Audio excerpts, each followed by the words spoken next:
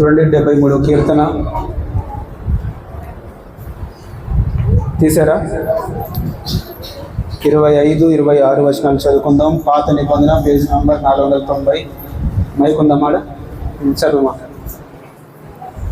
ఆకాశమందు నీవు తప్ప నాకెవరున్నారు?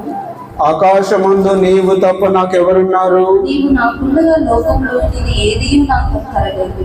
నీవు నాకుండగా లోకంలో ఏది నాకు అక్కరలేదు. నా శరీరము నా హృదయము క్షీణించిపోయినను, నా శరీరము నా హృదయము క్షీణించిపోయినను. దేవుడు నిత్యము నా హృదయమునకు ఆశ్రయదుర్గమును. కొంచెం మెల్లగా చదవనమ్మా, కొంచెం నిదానం చదువు. దేవుడు నిత్యము నా హృదయమునకు ఆశ్రయదుర్గమును. అట్లా చదవాల, విభాగించి చదవాల. చూడండి, దేవుడు నిత్యము, దేవుడు ఎల్లప్పుడూ నా హృదయానికి ఆశ్రయ దుర్గము. చూడండి 25వ వచనంలో దావీదు భక్తుడు చూడండి, రాజు ఉండి, ఇజ్రాయేల్ దేశానికి రాజు, ఇజ్రాయేల్కి గొప్ప రాజు సౌలు తర్వాత. ఆయన ఏమంటున్నాడు చూడండి, ఆకాశంలో నీవు తప్ప నాకు ఎవ్వరూ లేరు. చూడండి, ఆయన కుటుంబం ఉంది, ఆయన సైన్యం ఉంది. ఆయన ఒక మాట అంటే దండు దిగుతుంది. మంత్రులు కొన్ని వేల మందిని, ఒక్కోడు వేల మందిని, 1000 మందిని, 2000 మందిని చంపేంత బలవంతులు దావీదు సైన్యంలో ఉన్నారు. కానీ వాళ్ళందరూ ఉన్న మంత్రులు, సైనికులు, రాజ్యము, రాజసింహాసనము, కుటుంబము, కొడుకు, భార్య అందరూ ఉన్నా కూడా నీవు తప్ప నాకు ఎవరు లేరు అని అంటున్నాడు. అసలు ఆ మాట అర్థమేంటి అంటే, దావీదు పిచ్చోడా? మతిపోయిందా దావీదుకి? కాదు. అసలు ఒరిజినల్ రిలేషన్షిప్ ఏంటంటే తల్లిదండ్రి, భార్య భర్తలు, అన్నదమ్ముడు, ఇది కాదు ఒరిజినల్ రిలేషన్షిప్ అంటే. ఒరిజినల్ రిలేషన్షిప్ అంటే దేవునిది నాది, లేదా దేవునిది నీది.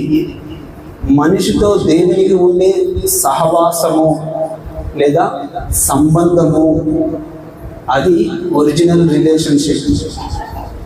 ఆ రిలేషన్షిప్లో మోసం ఉండదు, అన్యాయం ఉండదు, అక్రమం ఉండదు.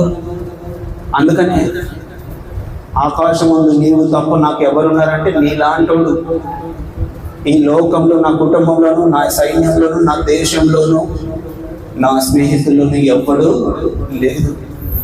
అందుకనే దావీదు భక్తుడు అన్నాడు, మనుషులను ఆశ్రయించుట కంటే యెహోవాను ఆశ్రయించుట మంచిది, ధన్యత. చూడండి, ఇంకా ఆకాశమందు నీవు తప్ప నాకు ఎవరున్నారు? నీవు నాకుండగా లోకములో ఏది నాకు అక్కరలేదు.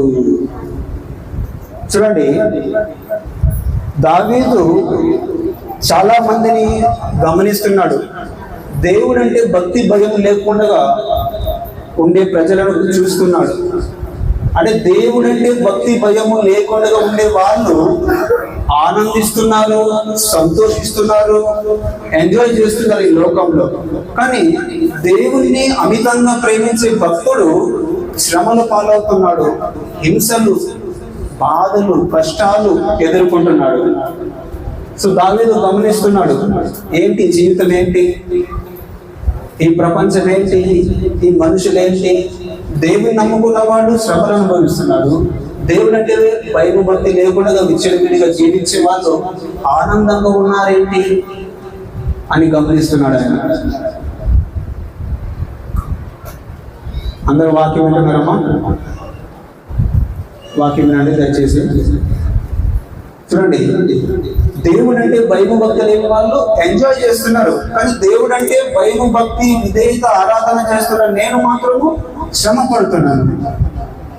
ఎందుకు ఇలా అని ఆయన ప్రశ్నిస్తూ, అప్పుడు దేవుడు ఏం చేశాడంటే ఆయనకు ఒక రెవల్యూషన్ ఇచ్చాడు.